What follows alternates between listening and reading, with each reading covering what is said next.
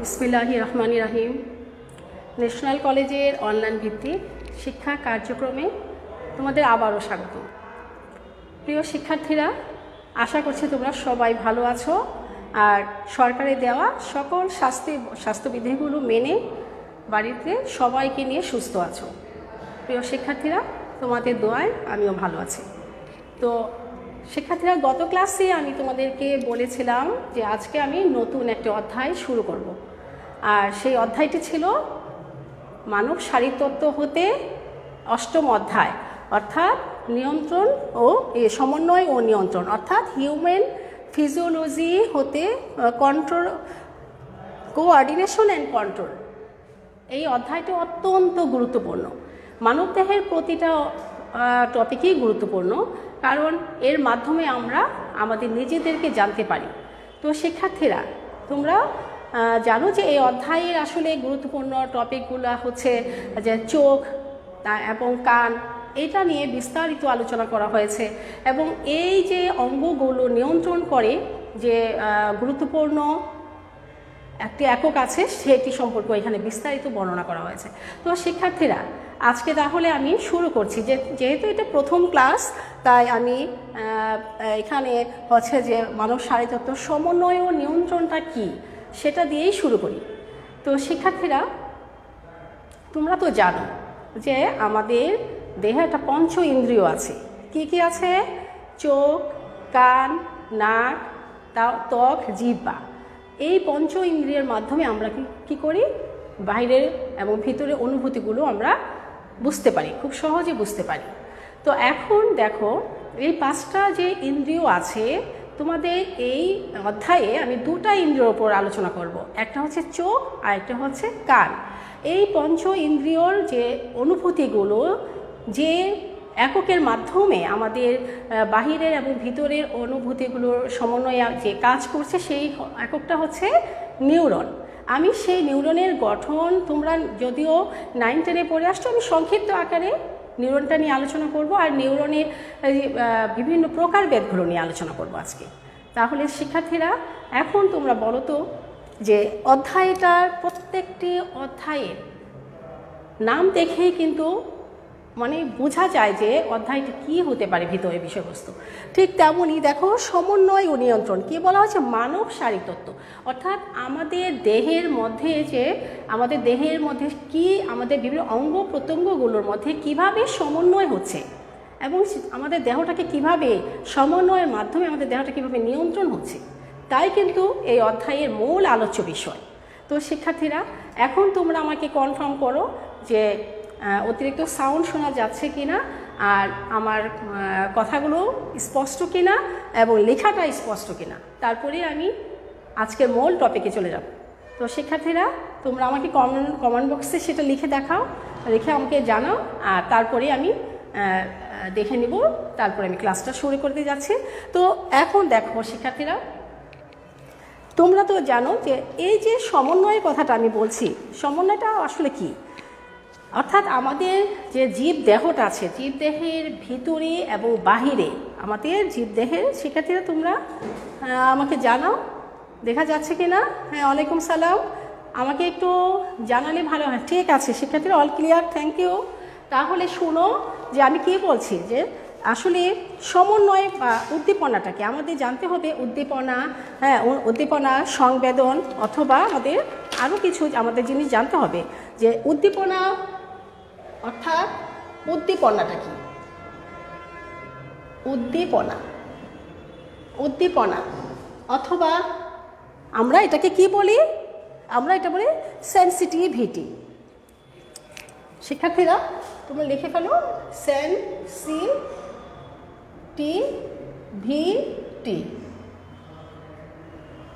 তো শিক্ষার্থীরা, তোমরা এখন দেখো সেন্সিটিভিটি, বুঝতেই পারছো সেন্সিটিভিটি কি বা উদ্দীপনা কি? সেন্সিটিভিটি কি বা উদ্দীপনা কি? তো এখন শিক্ষার্থীরা, তোমরা লক্ষ্য করো যে আমাদের যে দেহের ভিতরে এবং বাইরে, আমি তোমাদেরকে কিছুক্ষণ আগেও বলেছি, তোমরা যদি একটু খেয়াল করো, একটু লক্ষ্য করো, তাহলে কথাগুলো বুঝতে পারবে। দেখো শিক্ষার্থীরা, সেন্সিটিভিটি কি? এই যে শীতকাল আছে, আসতেছে, আরও আসবে সামনে, হয়তো অনেক শীতকাল পড়বে, তখন কি আমরা সেই গরমকালে যে পোশাক আশাকগুলো পরি সেটা কি আমরা পরবো? নিশ্চয়ই পরবো না। কারণ মানে আমাদের পরিবেশটাই, অর্থাৎ আমাদের ভিতরে যে অনুভূতি সেটাই কিন্তু আমাকে জাগ্রত করবে যে এই পরিবেশে আমি পড়তে পারবো না। কারণ আমার যে বাইরের পরিবেশের যে অনুভূতিটা, আমাদের দেহের ভিতরে যে কোষগুলা, যে কোষের মধ্যে যে এক ধরনের অনুভূতি, প্রধান অঙ্গটা যে নিউরন, সে কিন্তু এটাকে ধারণ করছে এবং করে আমাদের মস্তিষ্কে কিন্তু সেটা প্রেরণ করছে। তো সেখানে কি সেই উদ্দীপনা থেকে কিন্তু আমরা বুঝতে পারি যে এই পরিবেশে আমাদের কি পড়া উচিত। এই যে অনুভূতিটা, বাইরের অনুভূতিটাকে ভিতরে নিয়ে সেটাকে অনুভূতিটা উপলব্ধি করা, সেটা কিন্তু সেন্সিটিভিটি। তাছাড়া দেখো, যখন প্রচণ্ড গরম পড়ে তখনও কিন্তু আমরা সেই গরম পরিবেশের সাথে মিলে আবার একটা সেরকম পোশাক আশাক পরি।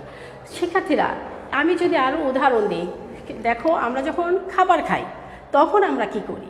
খাবারটাকে প্রথমে দেখি, অর্থাৎ আমাদের চোখ দিয়ে আমরা খাবারটা দেখি, পাশাপাশি কি হয়, নাকে আমাদের ঘ্রাণটা চলে আসে বা আমরা নাক দিয়ে ঘ্রাণটা নেওয়ার চেষ্টা করি। তারপরে কি হচ্ছে, সেই অনুভূতিগুলো কিন্তু আমাদের জাগ্রত হচ্ছে। খাবারটা মুখে দেওয়ার পরে জিহ্বা সেটা স্বাদ গ্রহণ করছে এবং মুখের ভিতরে যে বিভিন্ন পেশি আছে, দাঁত আছে এবং সেই মাধ্যমে সেটা পিষ্ট হচ্ছে, পাশাপাশি লালা গ্রন্থি থেকে লালাটা এসে মিশ্রিত হচ্ছে, ফলে খাবারটা আরও কি হচ্ছে, নরম এবং গ্রহণ উপযোগী হচ্ছে। পরবর্তীতে কি হয়, সেটা গলাধকরণের মাধ্যমে সেটা নেমে আসে আমাদের পাকস্থলীতে। পাকস্থলীতে যাওয়ার পরে সেখানে আবার কি হচ্ছে, সেখানে সেই খাবারটা আবার নানান সেখানে বিক্রিয়া হচ্ছে, বিভিন্ন এনজাইমের সাহায্যে সেখানে বিক্রিয়া হয়, সেটা আরও মলায়ন হচ্ছে, হ্যাঁ, কাই তৈরি হচ্ছে, কাইম একটা তৈরি হচ্ছে। এইভাবে করে পরবর্তীতে সেটা যে খাবারের যে মাধ্যমে যে শক্তিটা উৎপন্ন হলো সেটা আমাদের দেহের রক্তের মাধ্যমে দেহের বিভিন্ন জায়গায় চলে যাচ্ছে এবং যে অপাচ্য অংশ, যেটা বর্জ্য, সেটা আমাদের দেহ থেকে দ্রুত নিষ্কাশন করা প্রয়োজন, সেটা সময় মতো দেহ থেকে বের হচ্ছে। এই যে এটা তো কোনো রকমে কেউ কাউকে হেল্প করছে না, অর্থাৎ আমাদের দেহের বিভিন্ন অঙ্গ প্রত্যঙ্গগুলো সেটা কী করছে, তার মানে সেই সংবেদনশীল কারণে, সেই যে সেন্সিটিভিটির কারণেই কিন্তু জানে যে কোনটার পরে কোনটা করতে হবে, সেটা অটোমেটিক হয়ে যাচ্ছে। আর সেটাই হচ্ছে গিয়ে এখানে এই যে সমন্বয়, সেটাই হচ্ছে সমন্বয়। তারপরে দেখো, সেটা হচ্ছে কোঅর্ডিনেশন। এখন যদি আমি বলি, আমরা যখন বসি অথবা উঠে দাঁড়াই অথবা এক জায়গা থেকে আরেক জায়গায় যাই, তখন কিন্তু আমাদের শরীরের একটা নিয়ন্ত্রণ থাকে, অর্থাৎ আমাদের একটা পা যখন সামনে এগোচ্ছে তখন কিন্তু আমাদের দেহের অঙ্গ প্রত্যঙ্গগুলোতে হাত, তার সাথে মিল রেখে হাতেরও একটা নিয়ন্ত্রণ হচ্ছে এবং আমাদের গলা থেকে পা, মানে মাথা থেকে পা পর্যন্ত প্রত্যেকটা অঙ্গেরই সেরকম সেই নিয়ন্ত্রণ থাকছে বলে কিন্তু আমরা হাঁটতে গিয়ে পড়ে যাচ্ছি না। এইটাই হচ্ছে কি, আমাদের একটা কাজ করতে গেলেও আমাদের একটা নিয়ন্ত্রণে থাকছে সব কিছু অঙ্গ প্রত্যঙ্গ। যদি নিয়ন্ত্রণ না থাকতো তাহলে কিন্তু আমরা সোজা হয়ে দাঁড়িয়ে দৌড়ানো বা হাঁটা কোনোটাই আমাদের পক্ষে সম্ভব হতো না। সেটাই হচ্ছে সমন্বয় এবং নিয়ন্ত্রণ। তাহলে সমন্বয় ছাড়া কোনো কাজ সুষ্ঠুভাবে হয় না। তার একদম উৎকৃষ্ট উদাহরণ হচ্ছে আমরা যখন খাবার খাই, প্রত্যেকটা খাবার গ্রহণের সেই চোখ থেকে দেখা থেকে শুরু করে হাত দিয়ে মুখে খাবারটা প্রবেশ করানো এবং পরবর্তী পর্যায়ে আমাদের মুখের বিভিন্ন অঙ্গ প্রত্যঙ্গগুলো, বিভিন্ন স্নায়ুগুলো, বিভিন্ন পেশিগুলো এবং দাঁত এবং পাশাপাশি লালা গ্রন্থি থেকে লালাই সেইভাবে যে পিচ্ছিল করছে, খাবারটা গলা দোকানো উপযোগী করছে, এগুলো সব কিছুই কিন্তু নিয়ন্ত্রণ। এই নিয়ন্ত্রণের প্রধান এককই হচ্ছে কি, নিউরন। আমরা জানি যে কি নিউরন। এখন আমি যদি বলি তাহলে কি হচ্ছে যে, আমি আবারও বলছি যে তাহলে তাহলে উদ্দীপনাটা কি, অর্থাৎ জীবদেহের ভিতরে এবং বাহিরেই কিন্তু, যদি জীবদেহের ভিতরে এবং বাহিরের মধ্যে নিয়ন্ত্রণ না থাকতো তাহলে সেটা হতো না। তাহলে আমরা অবশ্যই বলতে পারি যে এখানে আমরা বলতে পারি উদ্দীপনাটা হচ্ছে ভিতরে বাহিরে সংঘটিত যে কোনো পরিবর্তন শনাক্তকরণ এবং সাড়া দান করে। যে কোনো পরিবর্তনটা কি, আমি তোমাদেরকে কি বলেছি, পরিবর্তনটা কি? এই যে বললাম যে গরম গিয়ে এখন আবার শীতকাল আসছে, এটা একটা পরিবর্তন। তাহলে এই যে পরিবর্তনের প্রতি যে সাড়া দেওয়াটা, সেটাকে অ্যাকসেপ্ট করা, অর্থাৎ এই যে এটাকে গ্রহণযোগ্য করা এবং সাড়া দেওয়ানোর উপযোগী হওয়াটাই হচ্ছে উদ্দীপনা।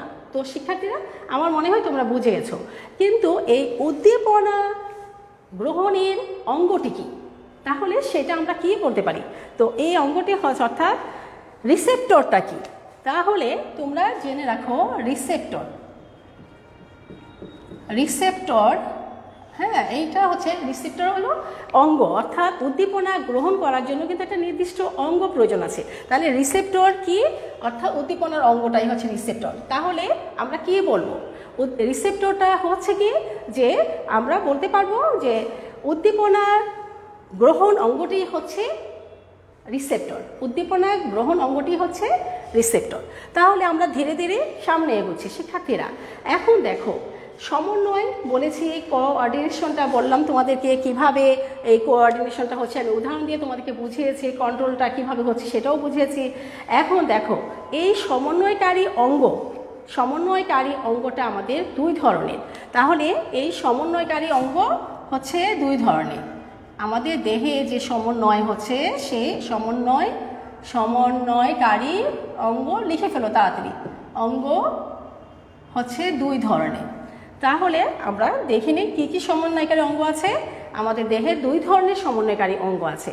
তো শিক্ষার্থীরা, একটি হচ্ছে ভৌত সমন্বয়কারী অঙ্গ, আর একটি হচ্ছে যেটা নাকি স্নায়ুতন্ত্রের মাধ্যমে ঘটে, ভৌত সমন্বয়কারী অঙ্গ, ভৌত সমন্বয়কারী অঙ্গ। আরেকটি হচ্ছে শিক্ষার্থীরা, এর আরেকটি কি হবে শিক্ষার্থীরা, আরেকটি হচ্ছে রাসায়নিক সমন্বয়কারী অঙ্গ। তাহলে আমরা জানতে পারলাম দুই ধরনের অঙ্গ আছে, রাসায়নিক সমন্বয়কারী অঙ্গ। তো শিক্ষার্থীরা লক্ষ্য করো, তাহলে আমরা কি জানি যে এই যে ভৌত সমন্বয়কারী অঙ্গ সেটা স্নায়ুতন্ত্রের মাধ্যমে ঘটে, আর অন্তঃক্ষরা গ্রন্থির মাধ্যমে ঘটে হচ্ছে, এটা হচ্ছে স্নায়ুতন্ত্রের মাধ্যমে ঘটে, স্নায়ুতন্ত্রের মাধ্যমে ঘটে,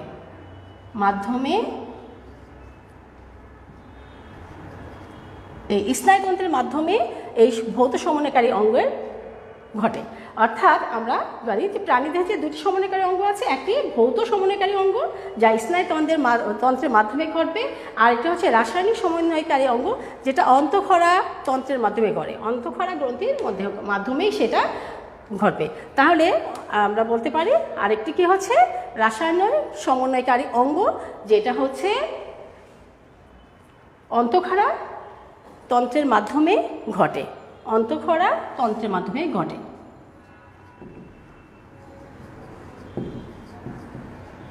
তন্ত্রের মাধ্যমে ঘটে। আচ্ছা শিক্ষা, তাহলে এইটুকু থেকে তোমরা কি বুঝতে পারলে? আমি আবারও বলছি, সমন্বয়কারী অঙ্গের কথা আমি তোমাদেরকে একটু আগে উদাহরণ দিয়ে বুঝালাম। এখন দেখো এই সমন্বয়কারী অঙ্গটি দুই ধরনের। একটি হচ্ছে ভৌত সমন্বয়কারী অঙ্গ, যেটা অর্থাৎ আমাদের দেহের যে বিভিন্ন স্নায়ুতন্ত্র আছে সেই স্নায়ুতন্ত্রগুলোর নিয়ন্ত্রণের মাধ্যমে এই সমন্বয়কারী অঙ্গের কাজগুলো সম্পন্ন হয়। আরেকটা হচ্ছে রাসায়নিক সমন্বয়কারী অঙ্গ, অর্থাৎ সেই সমন্বয়কারী অঙ্গগুলোকে অর্থাৎ অন্তঃক্ষরা গ্রন্থির মাধ্যমে এই রাসায়নিক সমন্বয়কারী অঙ্গগুলো পরিবর্তন ঘটে। আচ্ছা শিক্ষার্থীরা দেখো, এখন সংঘটিত হবে এইটার মাধ্যমে। এখন আমি যদি আরও কিছু তোমাদেরকে বুঝাই, তাহলে দেখো স্নায়ুতন্ত্রটা কি। এখন আমরা ধীরে ধীরে আসছি স্নায়ুতন্ত্রের মধ্যে। এখন তাহলে স্নায়ুতন্ত্রটা কি তোমরা অবশ্যই জানো, স্নায়ুতন্ত্র ব্যাপারটা। এই স্নায়ুতন্ত্রটা কি, অর্থাৎ স্নায়ুতন্ত্র ক্ষুদ্রতম একক তো তোমরা জানো যে নিউরন। তাহলে স্নায়ুতন্ত্রটা কি, আমরা আরেকটা প্রশ্ন লিখতে পারি, স্নায়ুতন্ত্র কি। হ্যাঁ শিক্ষার্থীরা, তোমরা লক্ষ্য করো, স্নায়ুতন্ত্রটা আমরা সবাই জানি যে স্নায়ুতন্ত্রের কার্যকরী এককে নিউরন বলা হয়। তাহলে এটা যদি জানি তাহলে স্নায়ুতন্ত্রটাকে সেটাও জানবো। অর্থাৎ নিউরনগুলো, অসংখ্য নিউরন আমাদের আছে। তো এই যে নিউরনগুলো, এই নিউরনগুলোর সমন্বয়ে সমন্বিত একটি তন্ত্র, যে তন্ত্রের সাহায্যে আমাদের নিউরনগুলোর সমন্বয়ে ঘটিত যে তন্ত্রের মাধ্যমে আমাদের দেহ কি করে বাহ্যিক এবং অভ্যন্তরীণ উদ্দীপনায় সাড়া দিয়ে কি করে শিক্ষার্থীরা সাড়া দিয়ে এরা কী করবে, বিভিন্ন দৈহিক এবং শারীরবৃত্তীয় কাজের সামঞ্জস্য রক্ষা করে। এই যে রক্ষা করে, আর সেই রক্ষা করার কারণে আমাদের দেহটা কি হচ্ছে, পরিচালিত হচ্ছে। সেইটাকেই সেই অঙ্গটাই হচ্ছে কি স্নায়ুতন্ত্র।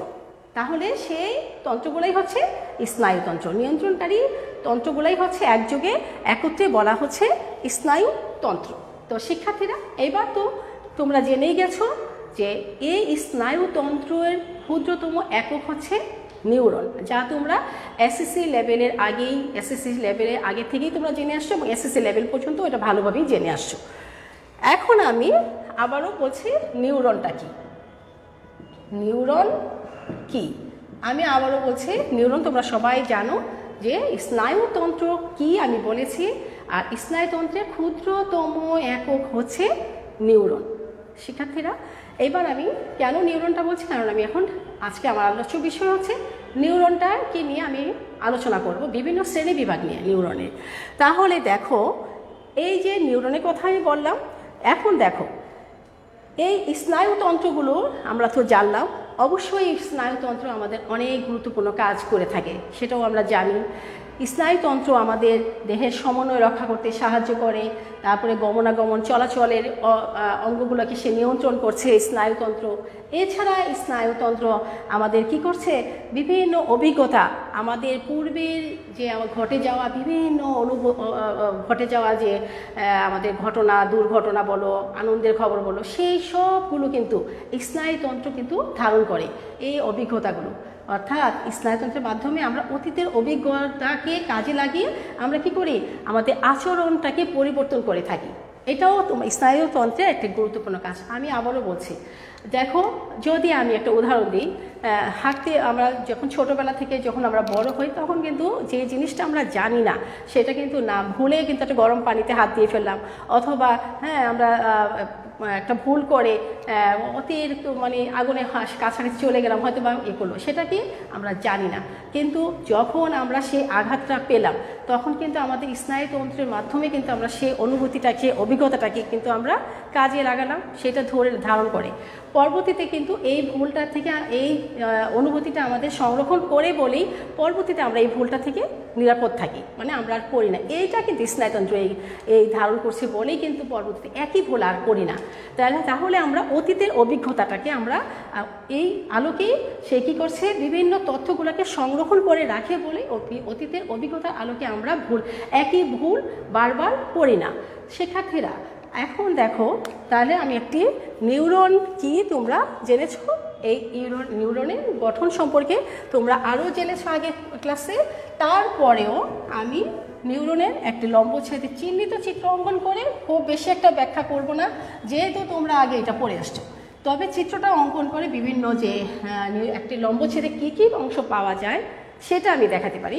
আর বিস্তারিত বর্ণনা তোমরা আগে ক্লাসে পড়ে আসছো। পরবর্তীতে আমি নিউরনের বিভিন্ন প্রকার নিউরন নিয়ে আলোচনা করার চেষ্টা করব। তো শিক্ষার্থীরা, আচ্ছা, তোমরা আমার সাথে সাথে চিত্রটা এঁকে ফেলো, যদিও পূর্বের ক্লাসে এঁকেছো, তারপরেও আমি আশা করব তোমরা আমার সাথে সাথেই আঁকবে। এখন আমার সাথে সাথে তোমরা চিত্রটা অঙ্কন করবে, এটা আমার বিশ্বাস, আমার দ্রুত আমার সাথে আঁকো।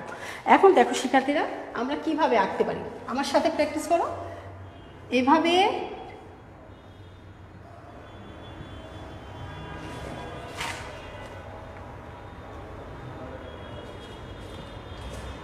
আমরা এইভাবে করে একটা শুরু এইভাবে এঁকে ফেলো।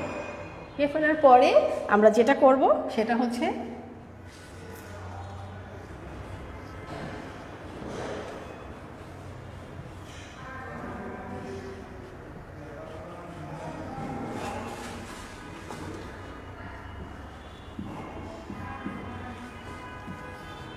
নিউক্লিয়াস। আর এখন আমরা যেটা করব সেটা, এরপরে আমরা কি কি করতে পারি দেখো, পাতলা করে এইভাবে করে তোমরা কিছু অংশ এঁকে যাও, একটুখানি গ্যাপ দিয়ে দিয়ে আঁকবে, সামান্য।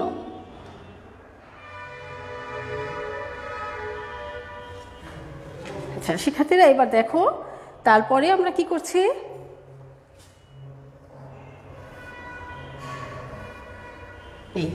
এখন দেখো আমরা এই জায়গার মধ্যে আমরা আরো কিছু করতে পারি।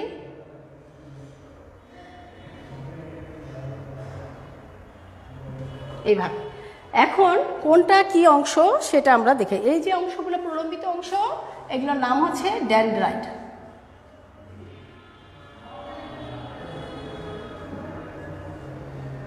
ডেনড্রাইট, প্রলম্বিত অংশটার নাম হচ্ছে ডেনড্রাইট। তারপরে ভিতরের এই অংশটা হচ্ছে নিউক্লিয়াস। নিউক্লিয়াস, হ্যাঁ শিক্ষার্থীরা। এরপরে আমরা দেখব যে এই অংশটার নাম হচ্ছে কোষ দেহ। তাহলে কোষ দেহটা লিখে ফেলো, কোষ দেহ। তারপরে আমরা কি দেখতে পাচ্ছি, এটা অ্যাক্সন। এই অংশটা হচ্ছে অ্যাক্সন। অ্যাক্সন। তারপরে আর কি থাকে এখানে দেখো, এটা হচ্ছে নিউক্লিওলেমা। নিউক্লিওলেমা, এই অংশটা হচ্ছে নিউক্লিওলেমা। আমরা আরেকটু নিচে রাখতে পারি।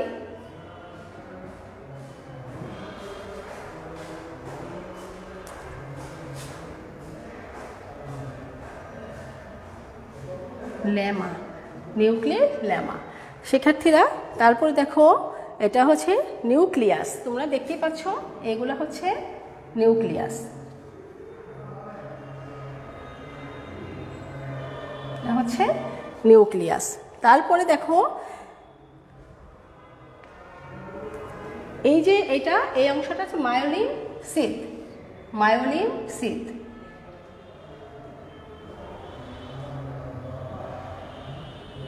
Myelin sheath. তাহলে এখন তোমরা দেখো মায়োলিন সিথ। তাহলে এই যে তিনটা হচ্ছে, এটা তিনটাকে একত্রে বলা হয় সোয়ান কোষ।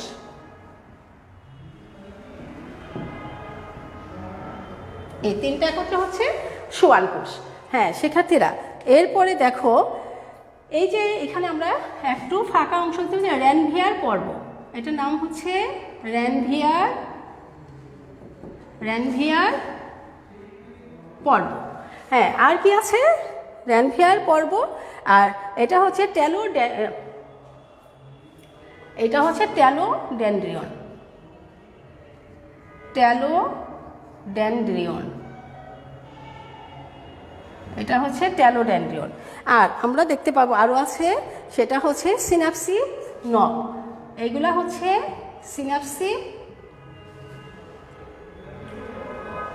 সিনাপটিক নব। সিনাপটিক